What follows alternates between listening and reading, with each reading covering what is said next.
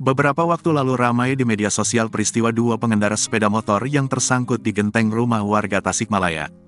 Kini ramai video yang kejadiannya hampir serupa, tapi tak lagi melibatkan motor melainkan sebuah truk tangki. Parahnya truk tersebut sangkut di genteng hingga mengakibatkan rumah yang ditabrak rusak berat. Dalam video tersebut tampak sebuah truk tangki air yang sudah tersangkut di atas atap rumah salah satu warga.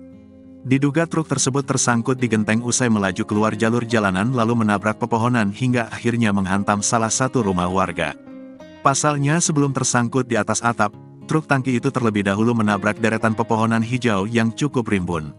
Sayangnya tak disebutkan secara pasti bagaimana kronologis truk tangki itu bisa menghantam rumah warga. Namun dari video yang diunggah, tampak rumah tersebut berada di kawasan pesisir pantai dengan pemandangan indah serta laut yang biru.